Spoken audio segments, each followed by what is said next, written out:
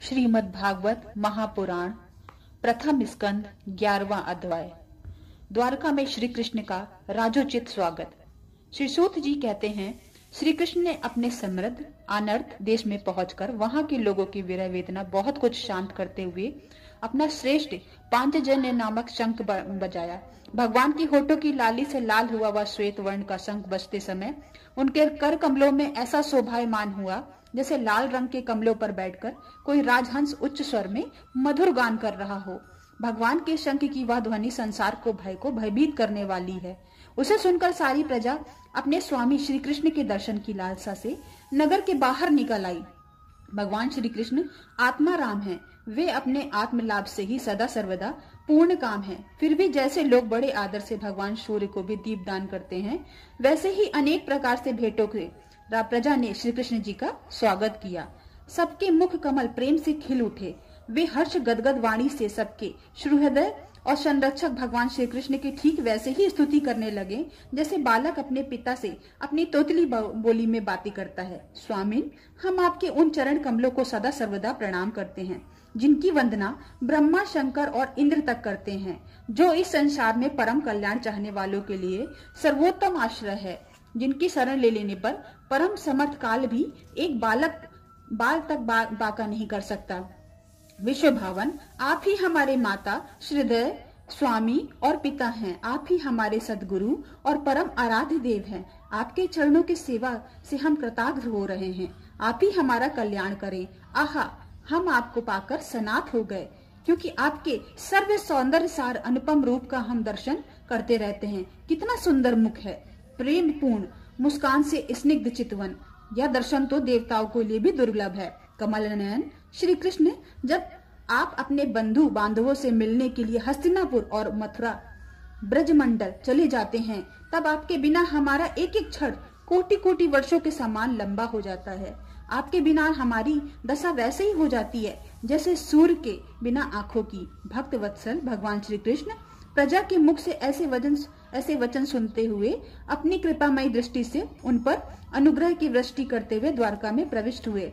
जैसे नाग अपनी नगरी भोगवती पातालपुरी की रक्षा करते हैं, वैसे ही भगवान की वह द्वारकापुरी भी मधु भोज, दशार, अर्ह, कुकुर, अंधक और वृषवंशी यादवों से, जिनके पराक्रम की तुलना और किसी से भी नहीं की जा सकती, सुरक्षित थी। वह पूरी समस्त ऋतुओं से संपूर्ण वैभव से संपन्न एवं पवित्र वृक्षों एवं लताओं से कुंजों से युक्त थी।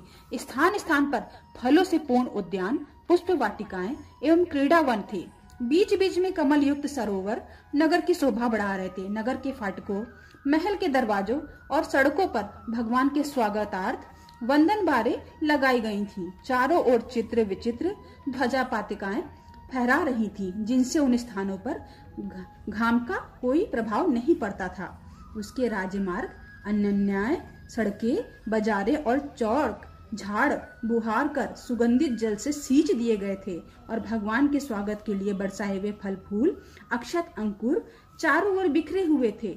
घरों के प्रत्येक द्वार पर दही, अक्षत, फल, ईख, जल से भरे हुए कलश, उपहार की वस्तुएं और धूप दीप आदि सजा दिए गए थे। उदार शिरोमणि वसुदेव, अक्रूर, उग्रसेन, अद्भुत पराक्रमी बलराम, प्रद्युमन, चारुदेश और जामवंती नंदन सांब ने जब यह सुना कि हमारे प्रियतम भगवान श्री कृष्ण आ रहे हैं, तब उनके मन में इतना आनंद उमड़ा कि उन लोगों ने अपने सभी आवश्यक कार्य, सोना बैठना और भोजन आदि तक छोड़ दिए। प्रेम के आवेग से उनका हृदय उछलने लगा।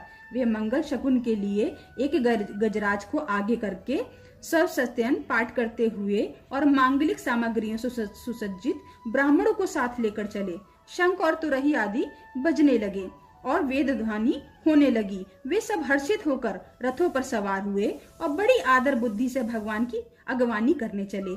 साथ ही भगवान श्री कृष्ण के दर्शन के लिए उत्सुक सैकड़ों श्रेष्ठ वारंगनाएं, जिनके मुख कपोलों पर चमचमाते हुए कुंडलों की कांति पड़ने से बड़े सुंदर दिखते थे, पालकियों पर चढ़कर भगवान की अगवानी के लिए चली।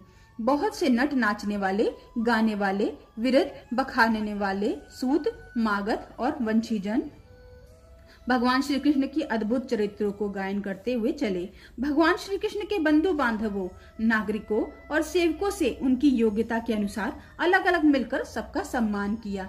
किसी को सिर झुकाकर प्रणाम किया, किसी को वाणी से अभिवादन किया, किसी को हृदय से लगाया, किसी से हाथ मिलाया, किसी की ओर देखकर मुस्कुरा भर दिए, किसी को केवल प्रेम भरी दृष्टि से ही देख लिया।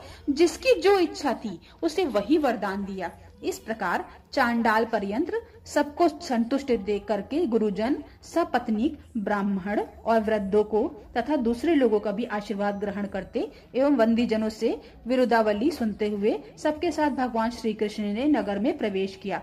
शौनक जी जिस समय भगवान राजमार्ग से जा रहे थे उस समय द्वारका की कुल कामिनियां भगवान के दर्शन को ही परमानंद मानकर अपनी अपनी अटारियों पर चढ़ गईं। भगवान का वक्ष स्थल मूर्तिमान सौंदर्य लक्ष्मी का निवास स्थान है। उनका मुखारबिंद नेत्रों के द्वारा पान करने के लिए सौंदर्य सुधा से भरा हुआ पात्र है। उनकी भुजाएं लोकपालों को भी शक्ति देने वाली है। उनके चरण कमल भक्त परमहंसों के आश्रय हैं। उनके अंग अंग शोभा के धाम हैं। भगवान की इस छवि को द्वारकावासी नित्य निरंतर निहारते रहते हैं, फिर भी उनकी आंखों एक क्षण के लिए भी तृप्त नहीं होती है। द्वारका के राजपथ पर भगवान श्री कृष्ण के ऊपर श्वेत वर्ग का छत्र तना हुआ है। श्वेत चवर डुलाए जा रहे हैं। चारों ओर से पुष्पों की वर्षा हो रही थी। वे पीतांबर और बनमाला धारण किए हुए थे। इस समय वो ऐसे शोभायमान हुए मानो श्याम मेघ एक के साथ सूर्य, चंद्रमा, इंद्रधनुष और बिजली से शोभायमान हो। भगवान सबसे पहले अपने माता पिता के महल में गए। वहां उन्होंने बड़े आनंद से देवकी आदि सातों माताओं चरणों पर सिर रखकर प्रणाम किया। माताओं ने उन्हें अपने हृदय से लगाकर गोद में बैठा लिया। स्नेह के कारण उनके स्तनों से दूध की धारा बहने लगी। उनका हृदय हर्ष से विहल हो गया और आनंद से आंसुओं से उनका अभिषेक करने लगी। माताओं से आज्ञा लेकर वे समस्त भोग सामग्रियों से संपन्न सर्वश्रेष्ठ भवन में गए। उनमें 16,000 पत्नियों के अलग अलग महल थे।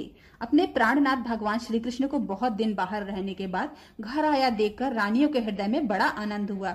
उन्हें अपने निकट देखकर एक एक ध्यान छोड़कर उठ खड़ी हुई। उन्होंने केवल आसन को ही नहीं बल्कि उन नियमों को भी त्याग दिया जिन्हें उनके पति के प्रवासी होने पर ग्रहण किया था। उस समय उनके मुख और नेत्रों में लज्जा छा गई। भगवान के प्रति उनका भाव बड़ा ही गंभीर था। तत्पश्चात उन्होंने पहले मन ही मन, फिर नेत्रों के द्वारा और तत्पश्चात पुत्रों के बहाने शरीर से उनका आलिंगन किया। शौनक जी उस समय उनके नेत्रों में जो प्रेम के आंसू झलक आए थे उन्हें संकोचवश उन्होंने बहुत रोका, फिर भी विवशता के कारण वे ढलक ही गए। यद्यपि भगवान श्री कृष्ण एकांत में सर्वदा ही उनके पास रहते थे, तथापि उनके चरण कमल उन्हें पद पद पर नए जान पड़ते थे। भला स्वभाव से ही चंचल लक्ष्मी, जिन्हें एक क्षण के लिए भी कभी नहीं छोड़ती थी, उनकी सनिधि से किसी स्त्री को तृप्ति हो सकती है? जैसे वायु बासों के संघर्ष से दवानल पैदा करके उन्हें जला देते हैं, वैसे ही पृथ्वी के भारदूत और शक्तिशाली राजाओं से परस्पर फूट डालकर बिना शस्त्र ग्रहण किए भगवान श्री कृष्ण ही उन्हें कई अक्षयणी सेना सहित एक दूसरे से मरवा डाला और उसके बाद आप ही उपराम हो गए। साक्षात परमेश्वर ही अपनी लीला से इस मनुष्यलोक में अवतीर्ण हुए थे और सहस्त्रों रमणी रत्नों में रहकर उन्होंने साधारण मनुष्य की तरह क्रीड़ा की, जिनकी निर्मल और मधुर हंसी उनके हृदय में के उन्मुक्त भावों को सूचित करने वाली है, जिनकी लजीली चितवन को भी चोट से बेसुध होकर विश्व विजयी कामदेव ने भी अपने धनुष का परित्याग कर दिया था। वे कामनियां अपने काम विलासों से जिनके मन में तनिक भी क्षोभ नहीं पैदा कर सकी, उन असंख्य भगवान श्री कृष्ण को संसार के लोग अपने ही समान कर्म करते देखकर आसक्त मनुष्य समझते थे। यह उनकी मूर्खता है। यही तो भगवान की भगवत्ता है कि वे प्रकृति में स्थित होकर भी उसके गुणों से कभी लिप्त नहीं होते। जैसे भगवान की शरणागत बुद्धि अपने में ही रहने पर प्राकृतिक गुणों से लिप्त नहीं होती। वे मूढ़ स्त्रियों भी श्री कृष्ण को अपना एकांत सेवी, स्त्री परायण भक्ति समझ बैठी थी, क्योंकि वे अपने स्वामी के ऐश्वर्य को नहीं जानती थी। ठीक वैसे ही जैसे अहंकार की वृत्तियां ही ईश्वर को अपने धर्म से युक्त मानती है। इति 11 अध्याय समाप्तम। 12 अध्याय परीक्षित जी का जन्म।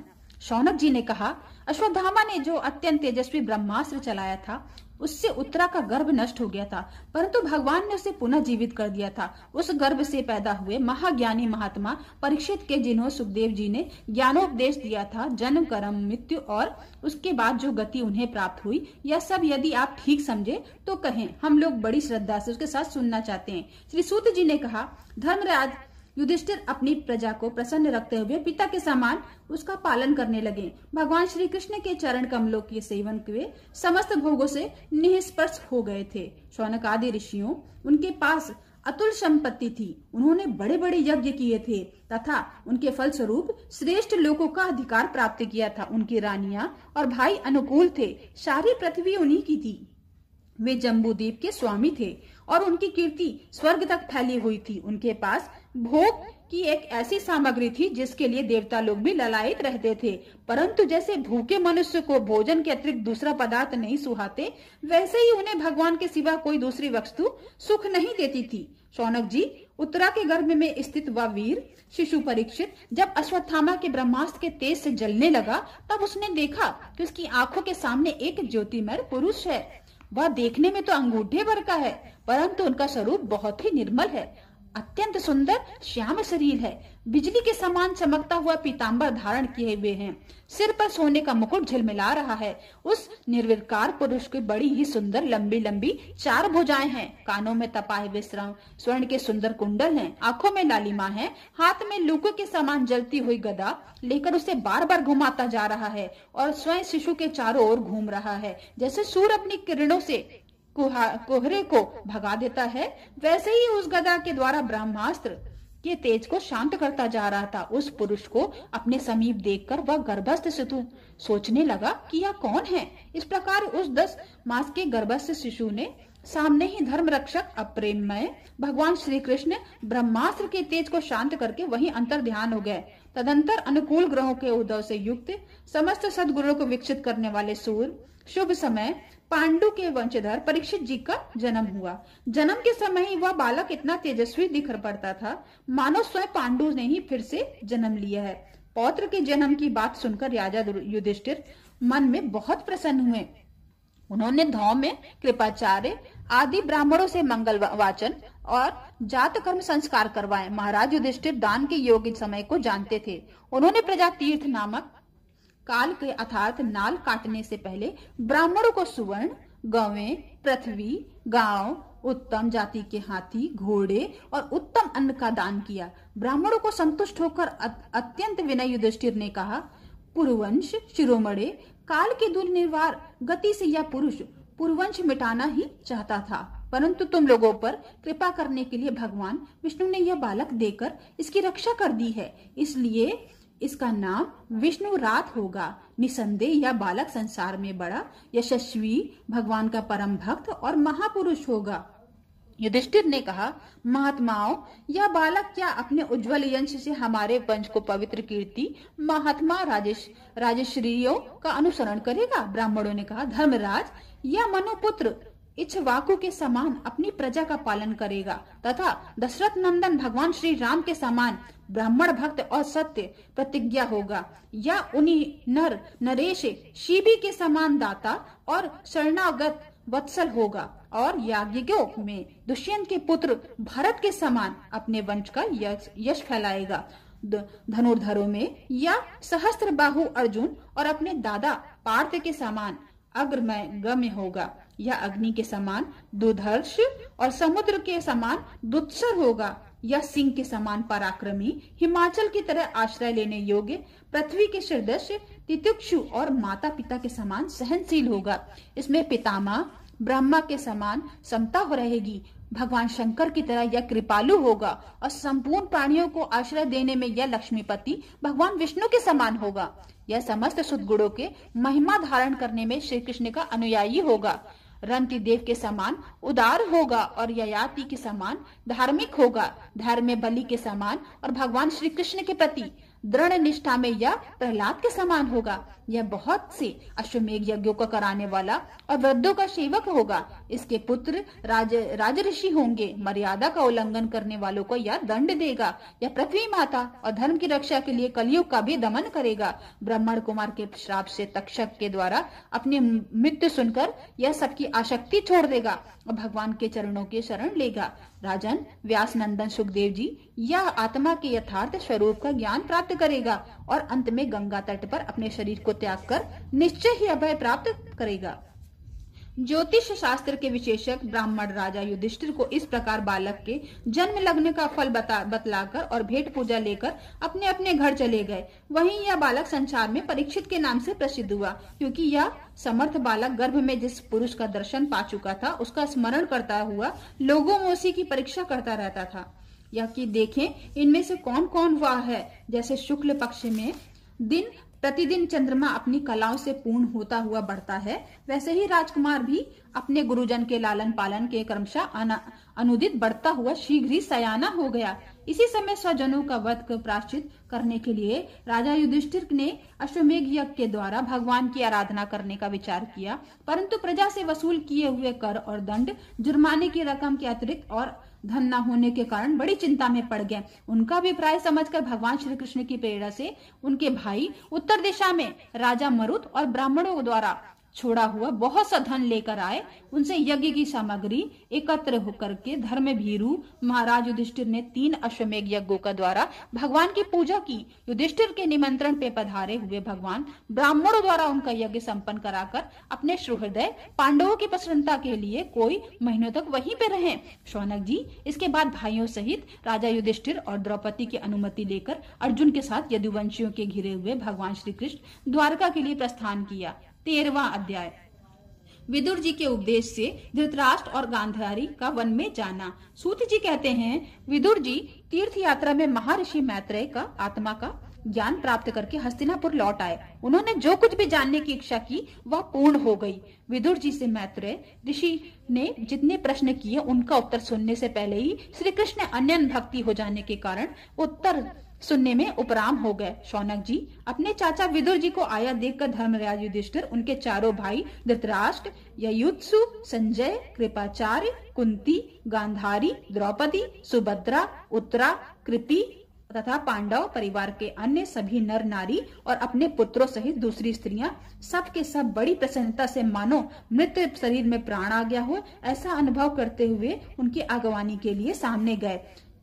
यथा योग्य आलिंगन और प्रमाणादि के द्वारा उन सबसे मिले और विरह जनित उत्कंठा कातर होकर सबने प्रेम से आंसू बहाए। युधिष्ठिर ने आसन पर बैठाकर उनका यथोचित सत्कार किया। जब वे भोजन एवं विश्राम करके सुखपूर्वक आसन पर बैठे थे तब युधिष्ठिर ने विनय से झुककर सबके सामने ही उनसे कहा। युधिष्ठिर ने कहा, चाचा जी जैसे पंछी अपने अंडों की पंखों की छाया के नीचे रहकर उन्हें सेते और बढ़ाते हैं, वैसे ही आपने अत्यंत वात्सल से अपने कर कमलों की छत्र छाया से हम लोगों को पाला पोषा है। बार बार आपने हमें और हमारी माता को विषदान और लाक्षागृह के दाह आदि विपत्तियों से बचाया है। क्या आप कभी हम लोगों को यह भी याद करते थे आपने पृथ्वी पर विचरण करते समय किस वृत्ति से जीवन निर्वाह किया था? आपने पृथ्वी तल पर किन किन तीर्थों और मुख्य क्षेत्रों का सेवन किया? प्रायः प्रभु आप जैसे भगवान के प्यारे भक्त स्वयं ही तीर्थ स्वरूप होते हैं। आप लोग अपने हृदय में विराजमान भगवान के द्वारा तीर्थों को भी महातीर्थ बनाते हुए विचरण करते हैं। चाचा जी आप तीर्थ यात्रा करते हुए द्वारका भी अवश्य ही गए होंगे। वहां हमारे सुहृद एवं भाई बंधु यादव लोग जिनकी एकमात्र आराध्य देव श्री कृष्ण है अपनी नगरी में सुख से तो है ना? आपने यदि जाकर देखा नहीं होगा तो सुना तो अवश्य होगा। युधिष्ठिर के इस प्रकार प्रश्न पूछने पर विदुर जी ने तीर्थों तथा और यदुवंशियों के संबंध में जो कुछ देखा सुना और अनुभव किया था वह सब क्रम से बतला दिया। केवल यदुवंशियों के विनाश की बात नहीं कही। करुण हृदय विदुर जी पांडवों को दुखी नहीं देख सकते थे, इसलिए उन्होंने यह प्रिय एवं सहस्त्र घटना पांडवों को नहीं सुनाई, क्योंकि वह तो स्वयं ही प्रकट होने वाली थी। पांडव विदुर जी की देवता के समान सेवा सत्कार करते थे। वे कुछ दिनों तक अपने बड़े भाई धृतराष्ट्र के कल्याण कामना के सब लोगों को प्रसन्न करके सुखपूर्वक हस्तिनापुर में ही रहे। विदुर जी तो साक्षात धर्मराज थे। मांडव ऋषि के शाप से 100 वर्ष के लिए शूद्र बन गए थे। इतने ही दिनों तक यमराज के पद पर अरियम्मा थे और वहीं पापियों के उचित दंड देते थे। राज्य प्राप्त हो जाने पर अपने लोकपालों सरीखों भाइयों के साथ राजा युधिष्ठिर वंशधर परीक्षित को देखकर अपनी अतुल संपत्ति से आनंदित रहने लगे। इस प्रकार पांडव गृहस्थ से काम धंधों में रम गए और उनके पीछे एक प्रकार से बात या भूल गए थे कि अनजान में हमारा जीवन मृत्यु की ओर जा रहा है। अब देखते ही देखते उनके सामने वह समय भी आ पहुंचा जिसे कोई टाल नहीं सकता था। परंतु विदुर जी तो काल की गति जानकर अपने बड़े भाई धृतराष्ट्र से कहा, महाराज देखिए अब बड़ा भयंकर समय आ गया है, झटपट यहाँ से निकल चलिए। हम सब लोगों के सर पर सर्वसमर्थ काल मंडराने लगा है जिसको टालने का कोई भी उपाय नहीं है। काल के वशीभूत होकर जीव को अपने प्रियतम प्राणों से भी बात में वियोग हो जाता है। फिर धन जन आदि वस्तुओं का तो की बात ही क्या। आपके चाचा ताऊ भाई सगे संबंधी और पुत्र सभी मारे गए हैं। आपकी उम्र भी ढल चुकी है, शरीर बुढ़ापे का शिकार हो गया है। आप पराये घर में पड़े हुए हैं। ओ, इस प्राणी को जीवित रहने की कितनी प्रबल इच्छा होती है। इसी के कारण तो आपने भीम का दिया हुआ टुकड़ा खाकर कुत्ते का जीवन सा बिता रहे हैं। जिनको आपने आग में जलाने की चेष्टा की, विष देकर मार डालना चाहा, भरी सभा में जिनकी विवाहिता पत्नी को अपमानित किया, जिनकी भूमि और धन छीन लिए, उन्हीं के अन्य से पाले हुए प्राणों को रखने में क्या गौरव है। आपके अज्ञान की तो हद हो गई है। आप अब भी जीना चाहते हैं, परंतु आपके चाहने से क्या होगा। पुराने वस्त्र की तरह बुढ़ापा भी गला हुआ आपका शरीर आपके न चाहने पर भी छीड़ हुआ जा रहा है। अब इस शरीर से आपका कोई स्वार्थ सधने वाला नहीं है। इसमें फंसिए मत। इसकी इस ममता का बंधन काट डालिए और संसार के संबंधियों से अलग रहकर उनके अनजान में अपने शरीर को त्याग करता है। कहीं धीर कहा गया है, चाहे अपनी समझ हो या दूसरे के समझाने से, जो इस संसार में दुख रूप समझकर इससे विरक्त हो जाता है और अपने अंतकरण में वश में करके हृदय भगवान को धारण करके सन्यास के लिए घर से निकल पड़ता है, वही उत्तम मनुष्य है। इसके आगे जो समय आने वाला है वह प्रायः मनुष्यों के गुणों को घटाने वाला होगा। इसलिए आप अपने कुटुंबियों से छिपकर उत्तराखंड में चले जाइए। जब छोटे भाई विदुर ने अंधे राजा धृतराष्ट्र को इस प्रकार समझाया तब उनकी प्रज्ञा के नेत्र खुल गए। वे भाई बंदियों के सुदृढ़ स्नेह पाशों को काटकर अपने छोटे भाई विदुर को दिखलाए हुए मार्ग से निकल पड़े। जब परम प्रतिव्रता सुबल नंदिनी गांधारी ने देखा कि मेरे पति देव तो उस हिमालय की यात्रा कर रहे हैं जो सन्यासी को वैसा ही सुख देता है जैसे वीर पुरुषों की लड़ाई में मैदान में अपने शत्रु को दिए हुए न्यायोचित प्रहार से होता है, तब वे भी उनके पीछे पीछे चले गए। अजात शत्रु युधिष्ठिर ने प्रातः काल संध्या वंदन तथा अग्निहोत्र करके ब्राह्मणों को नमस्कार किया और उन्हें तिल, गौ, भूमि और सुवर्ण का दान दिया। इसके बाद जब वे गुरुजनों के चरण वंदना के लिए राजमहल में गए तब उन्होंने धृतराष्ट्र, विदुर और गांधारी के दर्शन नहीं हुए। युधिष्ठिर ने उद्दिन चित्त होकर वहीं बैठे हुए संजय से पूछा, संजय, मेरे वे वृद्ध और नेत्रहीन पिता धृतराष्ट्र कहाँ हैं? पुत्र शोक से पीड़ित दुखिया माता गांधारी और मेरे परम हितैषी चाचा विदुर जी कहाँ चले गए हैं? ताऊ जी अपने पुत्रों और बंधु बांधवों के मारे जाने से दुखी थे। मैं बड़ा मंदबुद्धि हूँ, कहीं किसी अपराध की आशंका करके वे माता गांधारी सहित गंगा जी में तो कहीं नहीं कूद पड़े। जब हमारे पिता पांडु जी की मृत्यु हो गई थी, हम लोग नन्हे बच्चे थे, तब इन्हीं दोनों चाचाओं ने बड़े बड़े दुखों से हमें बचाया था। वे हम पर बड़ा प्रेम रखते थे। हाय, वे यहाँ से कैसे चले गए? सूत जी कहते हैं, संजय अपने स्वामी धृतराष्ट्र को ना पाकर कृपा और स्नेह की विकलता से अत्यंत पीड़ित और विराहुत आतुर हो रहे थे। वे युधिष्ठिर को कुछ उत्तर न दे सके। फिर धीरे धीरे बुद्धि के द्वारा उन्होंने अपने चित्त को स्थिर किया, हाथों से आंखों के आंसू पोंछे और अपने स्वामी धृतराष्ट्र के चरणों का स्मरण करते हुए युधिष्ठिर से कहा। संजय बोले, कुलनंदन, मुझे आपके दोनों चाचा और गांधारी के संकल्प का कुछ भी पता नहीं है। महाबाहो, मुझे तो उन महात्माओं ने ठग लिया। संजय इस प्रकार कह ही रहे थे, तंबुरु के साथ न देव ऋषि नारद जी वहां आ पहुंचे। महाराज युधिष्ठिर ने भाइयों सहित उठकर उन्हें प्रणाम किया और सम्मान करते हुए बोले। युधिष्ठिर ने कहा, भगवान, मुझे अपने दोनों चाचाओं का पता नहीं लग रहा है। जाने वे दोनों और पुत्र शोक से व्याकुल तपस्विनी माता गांधारी यहाँ से कहाँ चले गए हैं? भगवान, अपार समुद्र में कर्णधार के समान आप ही हमारे पारदर्शक हैं। तब भगवान के परम भक्त भगवानमय देवऋषि नारद ने कहा, धर्मराज, तुम किसी के लिए शोक मत करो, क्योंकि यह सारा जगत ईश्वर के वश में है। सारे लोक और लोकपाल विवश होकर ईश्वर की ही आज्ञा से पालन कर रहे हैं। वही एक प्राणी को दूसरे को मिलाता है और वही उनसे अलग रखता है। जैसे बैल बड़ी रस्सी में बंधे और छोटी रस्सी से नथे रहकर अपने स्वामी को भार ढोता है, उसी प्रकार मनुष्य भी वर्णा, श्रम आदि अनेक प्रकार के नामों से वेद रूप रस्सी में बंध कर ईश्वर से ही आज्ञा का अनुसरण करते हैं। जैसे संसार में खिलाड़ी की इच्छा से ही खिलौनों का संयोग और वियोग होता है, वैसे ही भगवान की इच्छा से ही मनुष्यों का मिलना बिछुड़ना होता है। तुम लोगों के जीवन रूप का नित्य मानो या देह रूप से अनित्य अथवा जड़ रूप से अनित्य और चेतन रूप से नित्य अथवा शुद्ध ब्रह्म रूप में नित्य अनित्य कुछ भी मानो, किसी भी अवस्था में मोहजन आसक्ति के अतिरिक्त वे शोक करने योग्य हैं। इसलिए धर्मराज, वे दीन दुखी चाचा चाची असहाय अवस्था में मेरा बिना कैसे रहेंगे? इस अज्ञान जय मन की विकलता को छोड़ दो। यह 5 भौतिक शरीर काल, कर्म और गुणों के वश में है। अजगर के मुंह में पड़े हुए पुरुष के समान या पराधीन शरीर दूसरों की रक्षा ही क्या कर सकता है? हाथ वालों के बिना हाथ वाले, 4 पैर वाले, पशुओं के बिना पैर वाले, तृणादि और उनमें भी बड़े जीवों के छोटे जीव आहार हैं। इस प्रकार एक जीव दूसरे जीव का जीवन का कारण हो रहा है। इन समस्त रूपों में जीवों के बाहर और भीतर वही एक स्वयं प्रकाश भगवान जो संपूर्ण आत्माओं के आत्मा है, माया के द्वारा अनेकों प्रकार से प्रकट हो रहे हैं। तुम केवल उन्हीं को देखो महाराज। समस्त प्राणियों में जीवन दान देने वाले वे भगवान इस समय इस पृथ्वी दौर पर देवद्रोहियों का नाश करके के लिए काल रूप में अवतीर्ण हुए हैं। अब वे देवताओं का कार्य पूरा कर चुके हैं, थोड़ा सा काम और शेष है, उसी के लिए वे रुके हुए हैं। जब तक प्रभु यहाँ है तब तुम लोग भी उनकी प्रतीक्षा करते रहो। धर्मराज, हिमालय के दक्षिण भाग में जहाँ सप्त ऋषियों की प्रसन्नता के लिए गंगा जी से अलग अलग 7 धाराओं के रूप में अपने अपने 7 भागों में विभक्त कर दिया गया है, जिसे सप्त स्रोत कहते हैं, वही ऋषियों के आश्रम पर धृतराष्ट्र अपनी पत्नी गांधारी और विदुर के साथ गए हैं। वहां वे त्रिकाल स्नान और विधि पूर्वक अग्निहोत्र करते हैं। अब उनके चित्त में किसी प्रकार की कामना नहीं है, वे केवल जल पीकर शांत चित्त से निवास करते हैं। आसन जीतकर प्राणों के वश में करके उन्होंने अपनी 6 इंद्रियों को विषयों को लौटा लिया है। भगवान की धारणा से उनमें तमोगुण, रजोगुण और सत्वगुण के मल नष्ट हो चुके हैं। उन्होंने अहंकार की बुद्धि के साथ जोड़कर और उस क्षेत्र में आत्मा को लीन करके उसे भी महाकाश के में घटाकाश के समान सर्वा अधिष्ठान ब्रह्म में एक कर दिया है। उन्होंने अपनी समस्त इंद्रियों और मन को रोककर समस्त विषयों को बाहर से ही लौटा दिया है और माया के गुणों से होने के लिए परिणामों को सर्वथा मिटा दिया है। समस्त कर्मों का संन्यास लेकर के वे इस समय फूट की तरह स्थिर होकर बैठे हुए हैं। अतः तुम उनके राजमार्ग में विघ्न रूप मत बनना।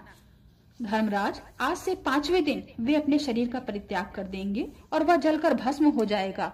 गार पत्यादि अग्नियों के द्वारा पर्ण कुटी के साथ अपने पति के मृत देह को जलते देखकर बाहर खड़ी हुई साध्वी गांधारी के पति का अनुगमन करती हुई उसी आग में प्रवेश करेगी। धर्मराज, विदुर अपने भाई का आश्चर्य में मोक्ष देखकर हर्षित और वियोग को देखकर दुखित होते हुए वहां से तीर्थ सेवन के लिए चले जाएंगे। देवऋषि नारद यूं कहकर तंबुरु के साथ स्वर्ग को चले गए। धर्मराज युधिष्ठिर ने उनके उपदेशों को हृदय में धारण करके शोक को त्याग दिया। इति 13वां अध्याय समाप्तम।